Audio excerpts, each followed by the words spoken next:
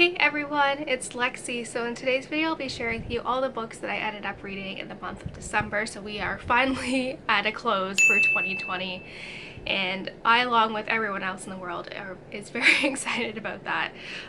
So if you guys notice as well, I also have the Etsy kind of logo like in the beginning of this video. So I have opened my Etsy shop and you guys can go and check it out. I'll have pictures of kind of like the stuff that I've been making, but if you're curious I'll have my shop link down below. But yeah, it's just been a fun creative outlet getting everything like ready for that. But yeah, so I read a total of 7 books this month and 5 of them were all rereads for me. So I think it was a lot of fun actually doing a lot of the rereads this month. It made me kind of re-fall in love with another series as well. So yeah, without further ado, let's get started. So in preparation for the prequel coming out in February, I reread the Queen of the Tearling trilogy by Erika Johansen, and this made me just fall in love with this world all over again. So I kind of remembered most of the things that happened in this series, but there was like minor details that I definitely forgot, so I'm happy I was taking notes during this reading of it. But essentially, for those of you who don't know, it takes place in a future society, but they're regressed in terms of technology. And so when Kelsey has turned 19 years old, she has to come and reclaim her throne. Sorry for the surround sound of emails here, but essentially, so when Kelsey was a baby, she was kind of brought to this cabin in the woods where this couple would be taking care of her because everyone was kind of trying to assassinate her mother. So as Kelsey has come of age, she has to reclaim her throne, but her town has been, or I guess her kingdom essentially, has been has a lot of flaws. There is a lot of poverty, there is a lot of just kind of unfair treatment of women, and Kelsey is a bit of a spitfire, and so she has to kind of tackle all this while the Red Queen, which is from a neighboring kingdom, is waging war on them. So it kind of goes off from there. But yeah, this made me just realize how much I love the series, especially now, like especially in the second one, you kind of get a second storyline that you're not sure is connected, but now that I knew what it was, I actually enjoyed it so much more. So I gave the first one a 4 out of 4, the second one a 4.5 out of 5 stars, and the last one a 5 out of 5 stars. I got so much of the foreshadowing that is in this one that I didn't get the first time around, and like I said, even though it's a bittersweet ending, I think it's the best ending possible. So next up, this was again another reread. So me and my friend for our book club, in anticipation for the new one coming out in February, read this one because it's kind of Christmassy as well. And it is A Court of Frost and Starlight by Sarah J. Maas, which is the novella that takes place kind of after the original trilogy and kind of introduces the new one that's coming out in February. So this one, like, not a lot happens in this one, and I remember the kind of criticism about this because it was relatively expensive for such a short book, but it was just a good refresher of where all these characters are at kind of post the original trilogy. And so this made us just more excited for the original, or like the new one that's coming out in February. Like me and my friend are just fangirling about it, and it was just a lot of fun. I gave this a 3 out of 5 stars because I said not a lot happens in this one, but it's just fun being reunited with these characters, and the little like snippet into the new book just made me like so much more excited for the new one coming out. I'm just so sad that they did such ugly cover changes. Like this one is beautiful and then the new one is just like ugly, so oh well. But yeah, it was just a lot of fun being back in this world.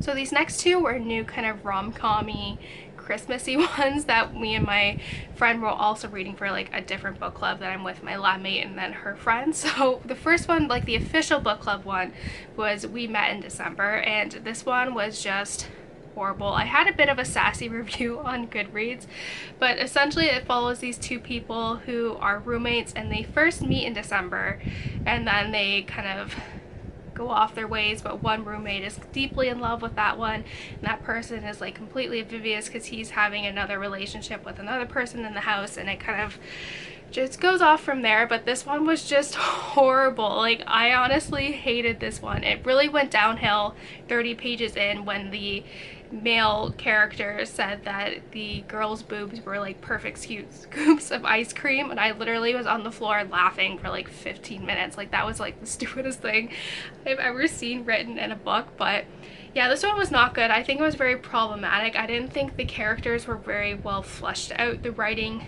was subpar, and the side characters they're not like two-dimensional, like they're very one-dimensional. They serve no point to the plot other than to tell the main characters what is going on, like behind, you know, that we the narrators don't really get from their perspective. So it tells them things that the characters miss, and they're only there for plot progression.